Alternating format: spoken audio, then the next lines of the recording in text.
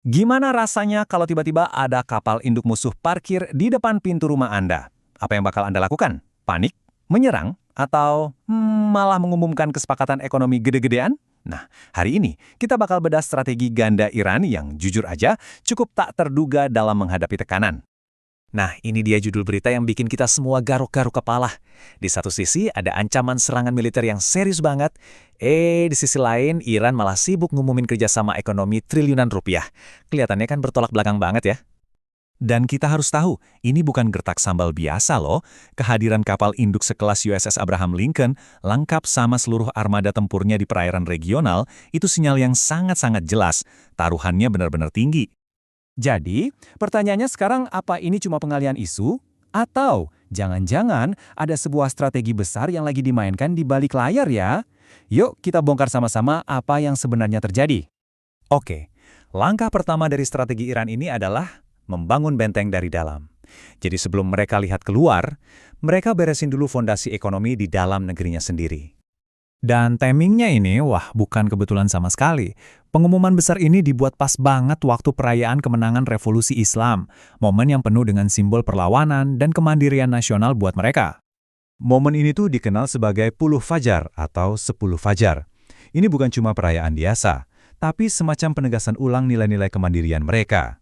Jadi, dengan milih momen ini, pesannya jelas banget. Kami kuat, kami berdaulat, dan kami tidak akan gentar. Terus, seberapa besar sih inisiatif ini? Kita nggak ngomongin 1 atau 10 proyek ya, tapi langsung 120 proyek investasi strategis baru diluncurkan serentak. Ini sebuah gebrakan ekonomi yang masif. Kuncinya itu ada di diversifikasi. Coba deh kita lihat tabel ini. Iya betul, ada 55 proyek di sektor pertahanan.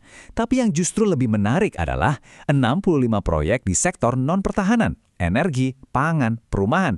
Dan dengan melibatkan lebih dari 9.000 perusahaan swasta, ini adalah upaya buat membangun ketahanan ekonomi dari akar rumput. Terus, angka 1,2 miliar euro yang heboh di judul berita tadi, nah ini penting buat diluruskan. Itu bukan nilai satu kesepakatan tunggal, itu adalah proyeksi pendapatan tahunan dari semua proyek ini. Artinya, ini bukan soal cari uang cepat, tapi soal investasi jangka panjang untuk kemandirian.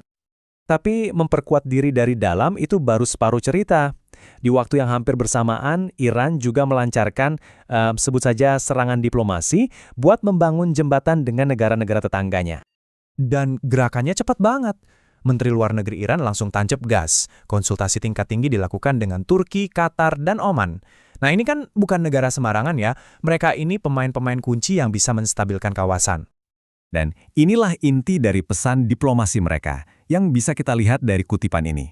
Keamanan kawasan harus dikelola oleh negara-negara di kawasan itu sendiri. Dengan kata lain, ini masalah regional. Biar kita sendiri yang selesaikan, nggak perlu ada campur tangan dari luar. Jadi, gimana kedua strategi ini? Benteng ekonomi dan jembatan diplomasi bisa saling nyambung? Yuk kita coba lihat gambaran besarnya. Jadi, inilah strategi dua arah Iran. Di satu sisi, mereka membangun benteng ekonomi supaya mandiri, di sisi lain mereka membangun jembatan diplomasi untuk stabilitas regional.